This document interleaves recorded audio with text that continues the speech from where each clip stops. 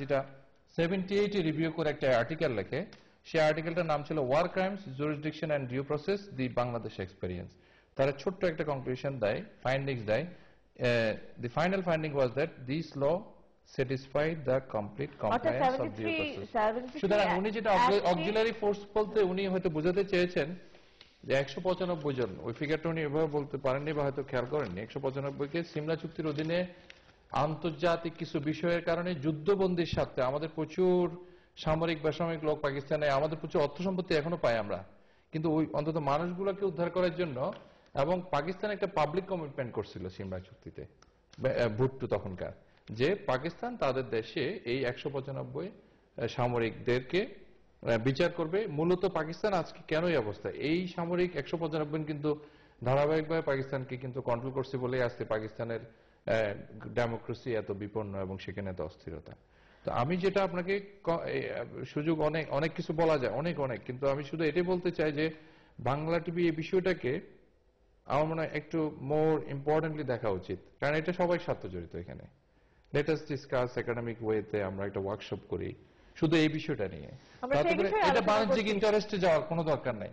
প্রয়োজনে আপনি খুব এক্সপার্টদেরকে খরচ করলেও নিয়ে আসেন এটার জন্য। এখন তো আমরা রাতে কষ্ট করে আসি গাড়ি ভাড়া, আমরা নিশ্চয়ই এক্সপার্ট, আপনারাই তো এক্সপার্ট, আপনারা দুজনেই আইনজ্ঞ। আমরা বিজ্ঞাপন বিরতিতে যেতে হচ্ছে, বিরতির পর ফিরে এসে আমরা এই ইস্যুতে আলোচনা করব।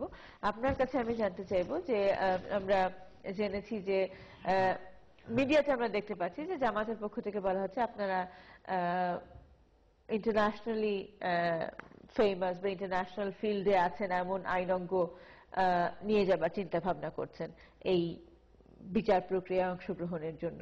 পাশাপাশি সরকারের পক্ষ থেকে যে আইন তদন্ত কমিটি গঠন করা হয়েছে কিংবা যাদের যেই সমস্ত বিচারক নিয়োগ দেওয়া হয়েছে এই যুদ্ধ বা মানবতার বিরুদ্ধে অপরাধের জন্য দ্রুত বিচারের ক্ষেত্রে যে সমস্ত বিচারকদেরকে নিয়োগ দেওয়া হয়েছে তাদের ক্ষেত্রেও পক্ষপাত দুষ্ট এই অভিযোগ রয়েছে। তারা সরকারি দলের পক্ষে কাজ করছেন বলে অভিযোগ রয়েছে। এই দুটো বিষয় আমরা খুব সংক্ষেপে আলোচনা করব। ফিরে আসছে বিজ্ঞাপন বিরতির পর, আমাদের সঙ্গেই থাকুন।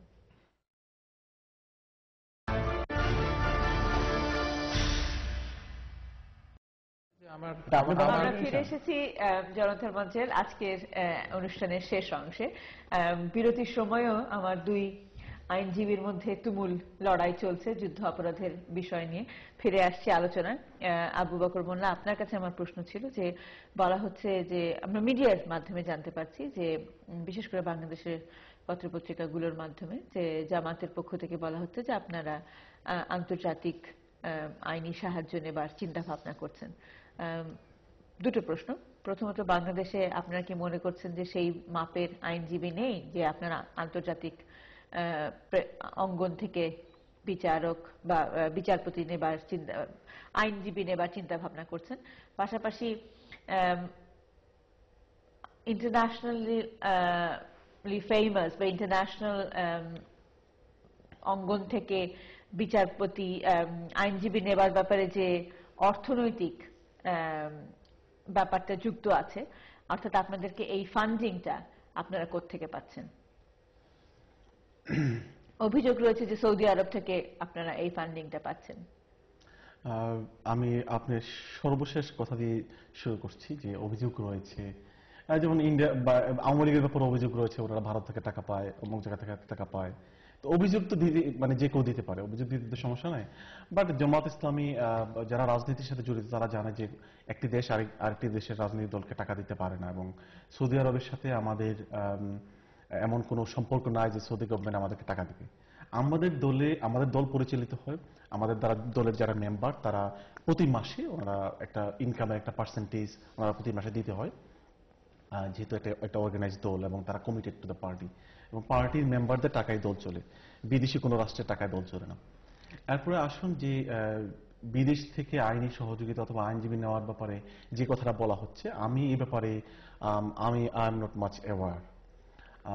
তাহলে আপনারা দেশের আইনজীবী দিয়েই মামলা পরিচালনা করবার কথা চিন্তা বাট ভাবনা যদি করছে? প্রয়োজন হয় যে এক্সপার্ট ওপিনিয়ন হতে নেওয়া যেতে পারে যে আইনের ব্যাপারে, বাট একটা এক্সপার্ট ওপিনিয়ন নিতে তো খুব বেশি টাকা লাগে না। উনি ব্যারিস্টার, উনি জানেন to get a opinion you need only 3 to 4,000 pounds to get an opinion whether আমরা এই ওয়েতে মানে মামলাটা ডিফেন্ড করব, অথবা এই ধারাটা ঠিক কিনা, ইন্টারন্যাশনাল আইনের সাথে ইন্টারন্যাশনাল ওয়ার ক্রাইম সেক্টর এই ধারাটা কম্পেটেবল কিনা, কনসিস্টেন্ট কিনা, এই ধরনের একটা ওপিনিয়ন নিতে ইট tax only 3 to 4,000 pounds. So barrister স্বাগত আনোয়ার খান, আপনার কাছে জানতে চাইবো যে বর্তমান সরকার আইনজীবী এবং বিচারপতি নিয়োগের ক্ষেত্রে যেই পদক্ষেপটা নিয়েছেন যুদ্ধাপরাধীদের বিচারের ক্ষেত্রে কিংবা মানবতার বিরুদ্ধে অপরাধের ক্ষেত্রে, সেটাকে পক্ষপাত দুষ্ট বলে অভিযোগ রয়েছে। এই পক্ষপাত দুষ্ট বা কাউকে টার্গেট করার বিষয়টা আবার শুনতে অর্থাৎ তারা আওয়ামী লীগ ঘরানার আমি নিজে আইনজীবী। সহজে বিরক্ত হই না মনে হয়, কিন্তু আমি এই পক্ষপাত দুষ্টর অভিযোগটা কাজটা শুরু করার আগে শুনতে শুনতে নিজেই বিরক্ত। আমার মনে হয় যে আমরা যেটা প্রথম থেকে বলে আসছি যে আমাদের বাংলাদেশের জাতিসত্তার উন্মেষের জন্য, আমাদের জাতীয়তার সঠিক ঐক্যের জন্য আমাদের এই বিষয়টা মীমাংসা করা উচিত। আমরা সকলেই ব্যর্থ। বঙ্গবন্ধু হত্যাকাণ্ডের মধ্যে এটা স্টপ হয়ে গিয়েছিল। আমরা 96 সালে এসে সেটা শুরু করিনি, কিন্তু 2008-এর নির্বাচনের আগে আবারও সেই বিষয়টা মানুষের কাছে আমরা দিয়ে আমরা ভোট ম্যান্ডেট নিয়েছি। এখন আমরা এটা এই বর্তমান সরকার এই বিচার কার্যটা করবে, এটা হচ্ছে যে এখন এইটা জাস্ট ইনভেস্টিগেশন টিম গঠিত হয়েছে, ট্রাইব্যুনাল গঠিত হয়েছে, এবং এটা একটা সময়ের কিছু রিকোয়ারমেন্ট দরকার। এখন ইনভেস্টিগেশন শুরু হবে, যেমন তালিকার কথাটাই আমাকে একটু জাস্ট আর 2টা মিনিট দেন, যেহেতু আরো মনে হয় বিষয় আসবে, প্রশ্ন আসতে পারে। সেটা হচ্ছে যে এই যে তালিকাগুলোর কথা বলা হয়, কোন তালিকা তো আওয়ামী লীগ কিংবা সরকার দেয়নি। সরকার এই জায়গায় তো তার প্রফেশনালিজম মেনটেন করছে। ইন্ডিপেন্ডেন্ট ট্রাইব্যুনাল হবে, তারা ইনভেস্টিগেট করবে, ইনভেস্টিগেশন টিম আছে, সেখান থেকে বেরিয়ে আসবে কার কি অপরাধ, কে কোথায় কি করেছে, এবং সেটার জন্য তথ্য প্রমাণ সংগ্রহের কাজ শুরু হয়েছে। আর যেটা হলো যে আমি মোটেই মনে করি না, আপনার প্রশ্নে আছে, আপনি মোটেই মনে করি না, একদম এড়িয়ে নেই, এবং আপনার পয়েন্টে আছে যে অবশ্যই সরকার যত অভিযোগ হোক, আমি ব্যক্তিগতভাবে মনে করি কোন ধরনের পক্ষপাত দুষ্ট, এটা তো সুযোগে এখন আসে না পক্ষপাত বলার জন্য, কারণ যেই 3 জন বিচারপতি নিয়োগ দেওয়া হয়েছে কিংবা আইনজীবী নিয়োগ করা হয়েছে তারা আওয়ামী লীগ ঘরানার।